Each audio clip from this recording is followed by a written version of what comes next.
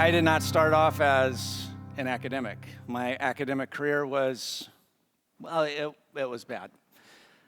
I was one of those students that when we went to like high school English classes and we had to read a book, I would watch the movie and not read the book.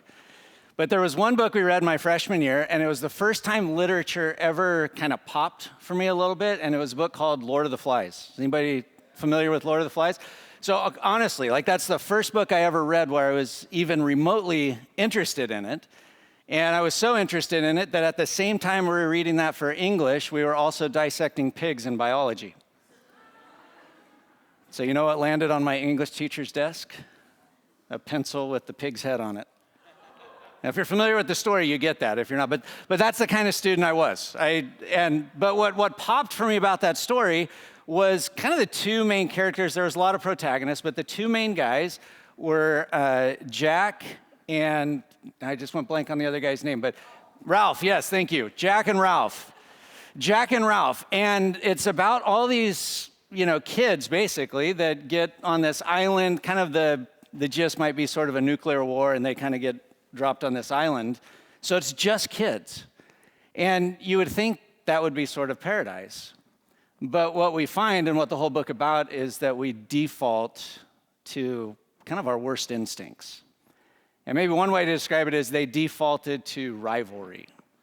And so you had Jack and Ralph that kind of created these two groups of people, and it created this rivalry to the point where these kids were killing each other until the very end of the story when they're rescued and they realize the grief of that rivalry and what had started there. So that was the first time I read a book that I liked.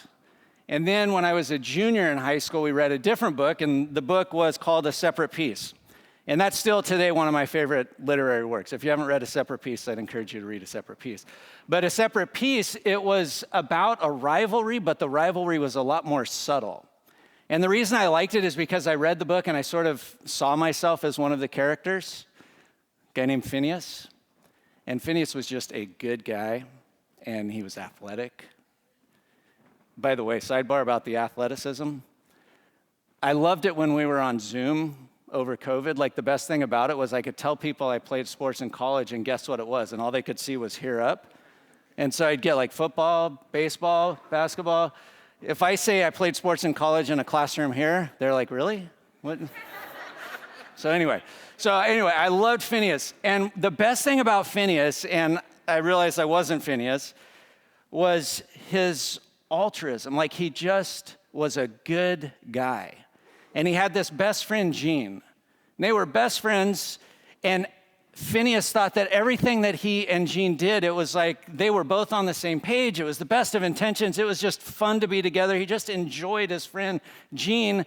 But what we read in the story is that Gene didn't feel the same way. For Gene, it was a rivalry. He was jealous that his friend was so athletic. He was jealous that his friend was just naturally good at stuff. He was jealous that his friend just liked and got along with everybody. And so this subtle jealousy crept into Gene's heart, and I'm going to blow the story for you if you haven't read it. But in sort of a fit of jealousy, he does something that causes Phineas to fall out of a tree. He shakes the branch.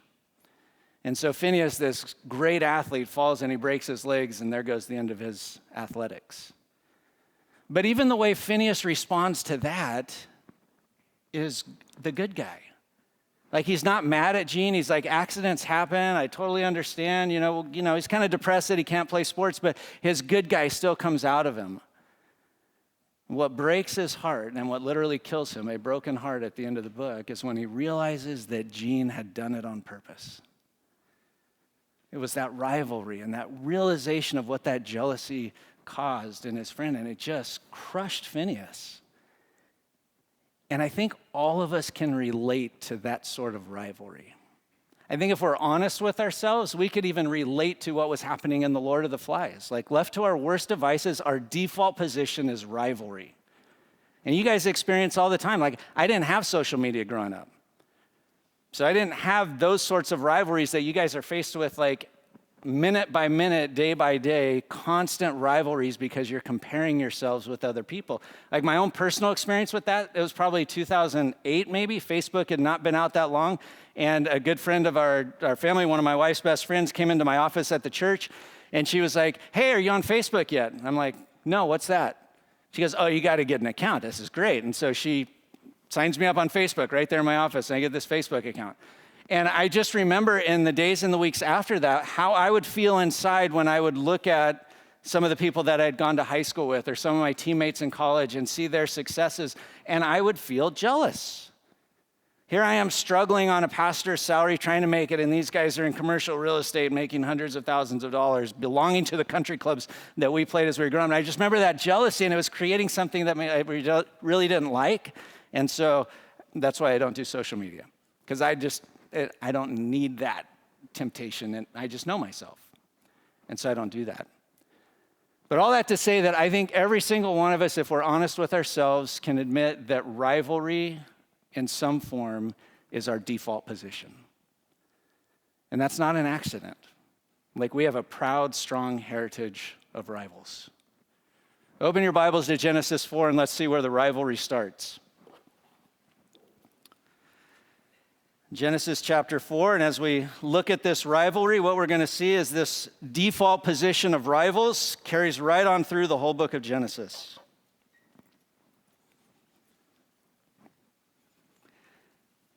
Genesis chapter 4. Sin has entered the world through Adam and Eve, but we really haven't seen the consequences of sin. And the first consequence of sin, as it's articulated here in Genesis, is a rivalry. Chapter 4, verse 1. Now Adam knew Eve, his wife, and she conceived and bore Cain, saying, I have gotten a man with the help of the Lord. And again she bore his brother Abel. Now Abel was keeper of sheep, and Cain a worker of the ground. In the course of time, Cain brought to the Lord an offering of the fruit of the ground. And Abel also brought of the firstborn of his flock, and of their fat portions. And the Lord had regard for Abel and his offering, but for Cain and his offering he had no regard. So Cain was very angry, and his face fell. And the Lord said to Cain, why are you angry, and why is your face fallen? If you do well, will you not be accepted? Notice what it says. If you do well, will you not be accepted? It doesn't say, if you do better than your brother, will you be accepted? It's not dependent on comparison, the Lord's approval. If you will do well, will you not be accepted? And if you do not do well, or if your brother does better, it doesn't say that, does it? Sin is crouching at the door. Its desire is for you, but you must rule over it. Cain spoke to Abel, his brother, and when they were in the field, Cain rose up against his brother Abel and killed him. Then the Lord said to Cain, where is Abel, your brother? He said, I do not know. Am I my brother's keeper? The first effects of sin isn't just a murder, it's a fratricide. A brother kills a brother. And why did he do it? Because he was jealous. Because there was a rivalry. Because he looked at his brother and he didn't like that his brother had the Lord's approval and he didn't, and he was comparing himself. And so this rivalry is born and it ends in the murder of his brother. Rivalry, it's our default position. And then you just read the rest of the book of Genesis and you see this sibling rivalry, these brothers who in the ancient world, it was more important than marriage, was the way that brothers got along. And you see rivalry after rivalry, brothers not getting along, and it's because of jealousy, it's because of comparison. After this, we skip ahead and you get to the story of Abraham, and Abraham struggles to have a son, finally has Ishmael. And Ishmael, we don't know a lot about Ishmael, but Ishmael's there, and it's not until Isaac comes of age. Not even comes of age, as the day they celebrate that he was being weaned. And if you read the story, it's like Isaac is now being he's going to be the heir to Abraham. Ishmael knows that he's going to be displaced. So listen to this. Ishmael is fine to this point. What changes is the position of his brother. And when his brother's position changes, it's kind of fun what's going on with the text there, but I think in essence what it's saying is Ishmael was Isaacing. It's a play on Hebrew words. And Sarah sees it, and she looks at this mocking, and Sarah's like, he needs to get out of here. And so Abraham has these two sons, and their relationship is characterized by a rivalry. And then you fast forward, and Isaac has two sons, Jacob and Esau. You might be familiar with those two. Got along swimmingly. No, they didn't. Jacob, Esau, should have been their brother's keeper, but he wasn't. And there's rivalry characterized throughout the whole relationship, but where it really sort of solidifies is Jacob takes advantage of Esau. Esau comes in and he's hungry, and what does Jacob do? He takes advantage of his brother. Rather than being his brother's keeper, he becomes his brother's rival, and he says, sell me your birthright. Give me your birthright. And then he deceives and steals the blessing, and so you have Jacob and Esau who are rivals. Brothers, they should have been keepers that are rivals. They defaulted to that sort of a relationship. It'd be great if that was the end of the story, but it's not. It continues to the next generation. Jacob has 12 sons. You might be familiar with them. Jacob's name is eventually changed to Israel, becomes 12 tribes of Israel. And guess what those 12 brothers had? Rivalry. Skip ahead in your Bibles to chapter 37, and let's read of this rivalry. Genesis chapter 37, we'll pick it up in verse 1. Jacob lived in the land of his father's sojournings in the land of Canaan. These are the generations of Jacob. Tell us about this family. Joseph, being 17 years old, was pasturing the flock with his brothers. He was a boy with the sons of Bilhah and Zilpah, his father's wives. And Joseph brought a bad report of them to their father. Now, Israel loved Joseph more than any other of his sons because he was the son of his old age. And, I want you guys to feel that for a second.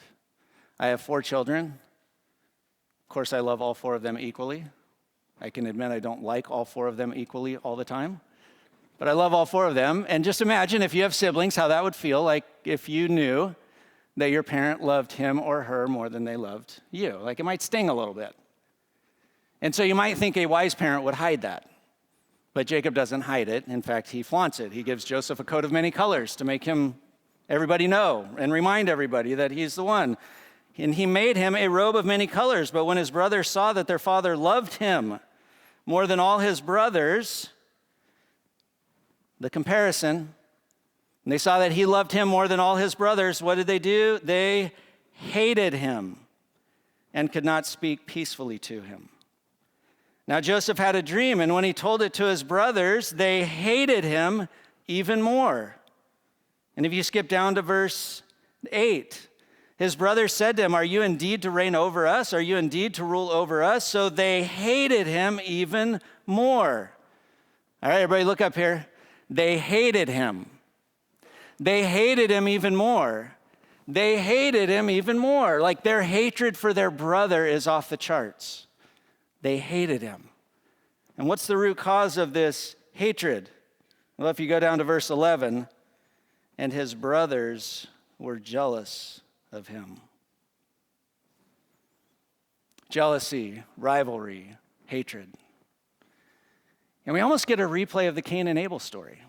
Brothers are out in the field. Joseph goes out to see the rest of these 10 older brothers. He's got one younger brother, but the 10 are out there. And he goes out to see those 10 older brothers. And the brothers see him coming. And what do the brothers say? They say, here's that dreamer. Here's that brother that we hate. That brother that we're jealous of. Now's our chance to get rid of our brother. So they're going to kill him. And one of the brothers says, wait, let's not kill him. Let's throw him in a pit. That'd be much better, right? Throw you in a pit out in the middle of nowhere.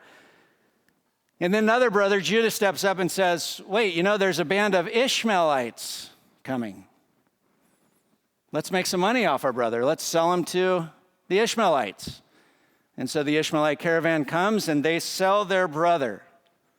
Their brother, the one that they were supposed to be looking after, their younger brother, not quite the youngest, but they were supposed to be looking after him. They're supposed to be their brother's keeper. And what do? For 20 shekels of silver, they sell their brother into slavery.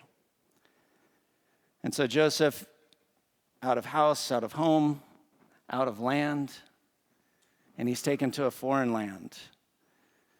And he's sold. The Ishmaelites make a profit off of Joseph. They sell him for more to a guy named Potiphar, who's the captain of the guard in Egypt. And Potiphar takes him in, and Potiphar puts him to work, and Potiphar notices that Joseph does good work. And so Potiphar gives him charge of everything, and Joseph handles it really well, but then something else happens. And the Joseph story just kind of takes a turn. Potiphar's wife took a liking to Joseph, and she's like, there's a nice, strapping young lad. Like, the pool boy looks pretty good. And so she begins to flirt with Joseph, and she wants to have relations with Joseph, and Joseph does everything right. Everything right. How could I do that to my boss? Like, he's put me in charge of everything. I can't betray his trust. I can't do that. And so she finally gets frustrated, and one day she grabs Joseph, and Joseph flees out of the room. She hangs onto his cloak. Her husband comes in, and she says, Joseph tried to rape me. Joseph has done nothing but be a model of integrity. He's done nothing other than the right thing. But Potiphar believes his wife. And so Joseph gets thrown into prison. And Joseph in prison impresses again. And he kind of rises to the top, as rising to the top in a prison goes. And a little while later, 2 of Pharaoh's workers get thrown into prison. Pharaoh's not real happy with them, and so he throws his cupbearer and his baker into prison. And Joseph gets to interact with them. And the cupbearer and the Pharaoh and the baker have this dream. And they wake up, and they're feeling a little funky about the dream, like, that was weird. And Joseph says, tell me about the dream. And they said, well, the cupbearer says, I had this dream, like 3 vines went up and really lush grapes, and I had Pharaoh's cup and wine. And he says, oh yes, the 3 vines mean in 3 days, you're going to get out of prison. And you're going to get out of prison, and when you get out of prison, you're going to be back in the service of the Pharaoh. And the baker hears this, and he's like, well, let me tell you about my dream. My dream was that like 3 baskets of bread, and the birds were, eating out of the bread. And Joseph says, the 3 baskets, that's three days, but in 3 days, you're going to be hanged and the birds are going to be eating your scalp. Not quite the same good dream. And he says, oh, by the way, when you guys get out of here, could you remember me and put in a good word for me? Like, I'm in prison, I don't deserve to be here. Could somebody do me a solid here and let me out? So guess what happens in 3 days? The cupbearer, back in Pharaoh's service, the baker is killed. Just like Joseph said. Now, you'd think at that point, right, the cupbearer would be like, this dude in prison, he's got his stuff together. Like, he knows what's going on. But it doesn't, and this is what the text says. He forgot Joseph. So here's Joseph doing nothing but the right thing, doing nothing but helping other people, and he just keeps getting the worst end of the draw. But 2 years later, Pharaoh has a dream. And Pharaoh has this funky dream about 7 really fat, awesome cows and 7 emaciated, skinny cows. And the 7 emaciated, skinny cows eat the 7 fat cows. And then he has 7 stalks of grain, or grain with 7 stalks of this just fat, plush awesomeness. And then these other ones that look like they'd been blown out and dried out. And those ones eat the awesome ones. And Pharaoh wakes up and he's perplexed. He's like, what on earth does that dream mean? And he was kind of troubled by it. And so he asked everybody in his kingdom, like, what is this dream about? And nobody can tell him. And then the cupbearer happens to remember. A couple years ago, I was in prison, and there's this Hebrew that could interpret dreams. Maybe you ought to send for him. So Pharaoh sends for Joseph, and Joseph comes, and Joseph stands before him, and the Pharaoh tells him in his dream, and he goes, tell me what it means. He goes, well, God's the one who interprets dreams, but, maybe God will give me it. And God tells him, the 7 awesome cows are 7 years of plenty. Like, you're going to have so much plenty in the land. The 7 skinny cows, like, those are 7 years of famine. And then the 7 awesome stalks, like, good years. 7 skinny stalks, bad years. Like, that's what's going to happen. That's the next 14 years of your kingdom, Pharaoh. Pharaoh's like, well, what should I do? And Joseph says, well, it'd probably be good to appoint somebody really wise and discerning to be in charge, and you store things away those 7 years so that you're prepared when the 7 years of famine come. And Pharaoh's like, who should we ask? He's like, looks around the room, you guys don't know anybody? And he's like, oh, well, Joseph, you're clearly wise and discerning. Why don't you do it? And so Joseph is put in charge of the entire Egyptian empire. Other than Pharaoh, nobody is higher than Joseph. Like, what a journey, right? He's in charge, and he does exactly what he said should be done. 7 years of plenty is awesome, this awesomeness. He builds storehouses. He has the grain put away in the storehouses, and then the 7 years of famine start.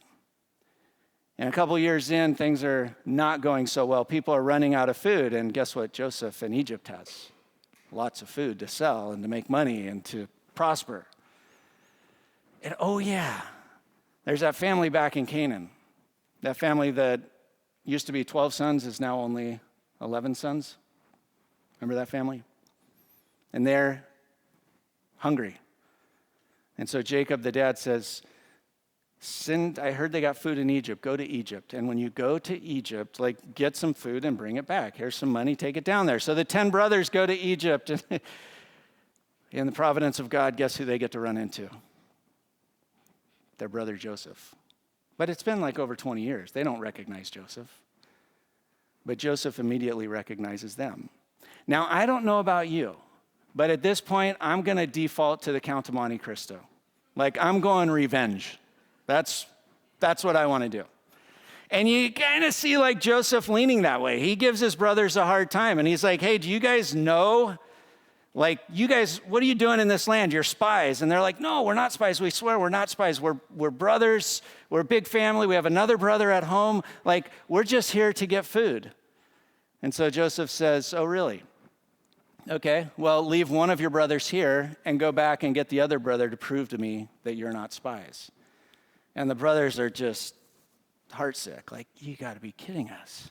But they have no choice. And so they go. And Joseph, when he sends them out, not only gives them grain in the bags, but he puts all their money back in the bags that they spent on the grain.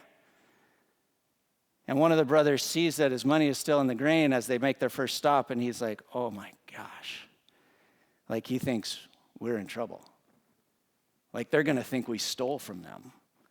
God is getting us back for what we did to our brother. And he just, beside himself. And they go back to the land. And Jacob, the dad, sees that they got the stuff, and he's like, well, where's Simeon? Well, they didn't believe that we were not spies, and so we had to leave Simeon, and we have to bring Benjamin back if we're going to be able to get out of there.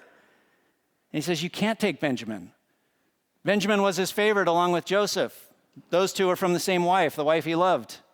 He says, you can't take Benjamin. They're like, well, we can't go back if we don't take Benjamin with us. And Simeon's certainly not coming back if we don't take Benjamin back with us.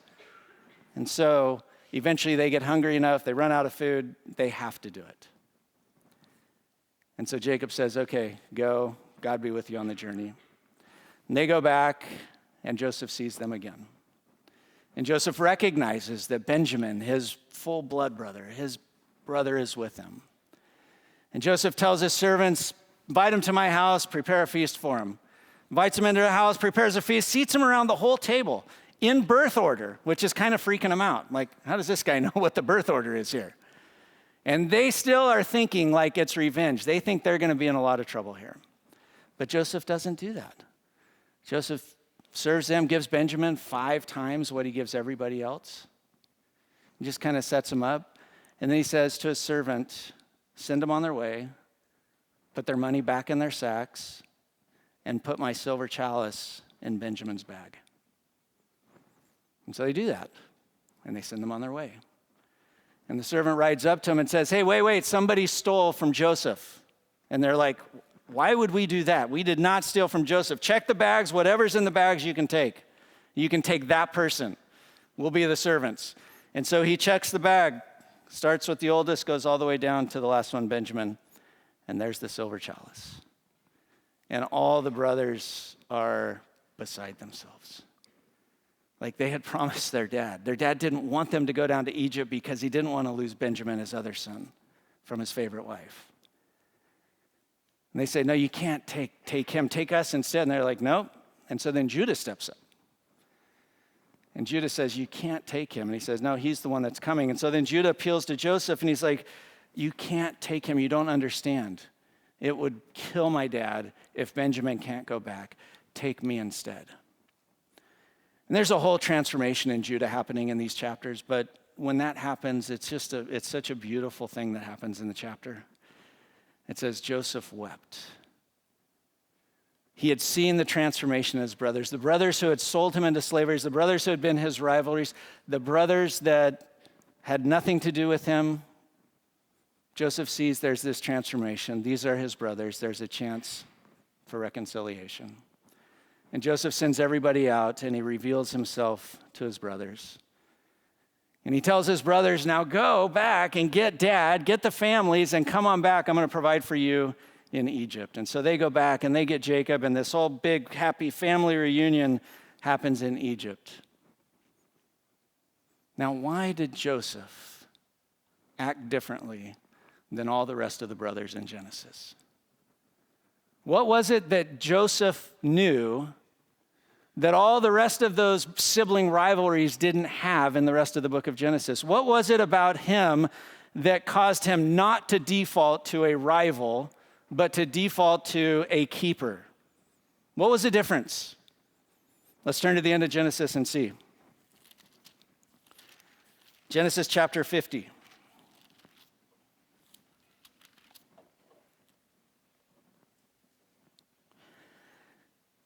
The brothers are worried. They're worried that now that dad has died, Joseph's going to become that rival. That Joseph's going to take it out on them. That Joseph's going to finally get back at them and get the revenge he so richly deserves. And so they go to Joseph and they appeal to him, and they're like, hey, Joseph, like dad said, like don't hurt us. And this is how Joseph responds in verse 19. But Joseph said to them, do not fear, for am I in the place of God? As for you, you meant evil against me, but God meant it for good, to bring it about that many people should be kept alive as they are today. So do not fear. I will provide for you and your little ones. Thus he comforted them and spoke kindly to them. I will provide for you and your little ones. I will not be your rival. I will be your keeper. Why? Because Joseph understood the sovereignty of God. Joseph understood that it was God who was behind all of those things that happened in his life, because God had these sovereign plans that he was carrying out. And so Joseph knew, even though his brothers meant it for evil, his brothers couldn't do anything to him that didn't first run through the filter of God's sovereignty. That's what changed. Joseph recognized that God is sovereign, and he broke the cycle. As we understand, as we embrace, as our faith increases in the sovereignty of God, our default will change from being rivals to being keepers. This is the way all of us have to make a choice. Like, whether it's conscious or unconscious, I'm going to make you make it conscious today. And that as we think of God, there really are only two positions here. Either God is sovereign and God is totally in control, and even the bad things that happen don't happen outside his control. God is sovereign over everything. Or God is not sovereign over everything, and there are things that happen that are outside of God's control. Both of these come with issues. If God is sovereign and we see the bad things happening, even the things that happen in your life, it's like we want an explanation, God, and God doesn't give us an explanation. We want to know why, and God doesn't tell us why. But God is in charge of it all. Or we have a God that we serve who stuff happens that he can't control. And I got to tell you, this one is terrifying. If there is a God, but he can't control everything, like that one is really terrifying and depressing. But this one, if there is a God who is sovereign and things happen that I still don't understand, and these bad things, evil things even happen, Joseph said, you meant it for evil. And those things happen. God doesn't give us an explanation. He doesn't promise us an answer, but this is what he's done for us, is he's proven trustworthy and he's proven good. He doesn't tell us why he allows those things to happen or why he even brings those things into our lives, but he is sovereign and nothing happens in your life that God has not allowed, because God is sovereign. And as our confidence, as our faith in the sovereignty of God grows, we realize we don't have to fight for ourselves because God is fighting for us. We're free to look out for others because a sovereign God is looking out for us. And we too can become like Joseph. Rather than rivals and jealousy and competitiveness, we can be keepers. We can be lovers. We can be people who look out for those around us. Discover who you're called to be at Biola University, a leading Christ-centered university in Los Angeles, with programs on campus and online. Subscribe for more of our videos and learn more at biola.edu.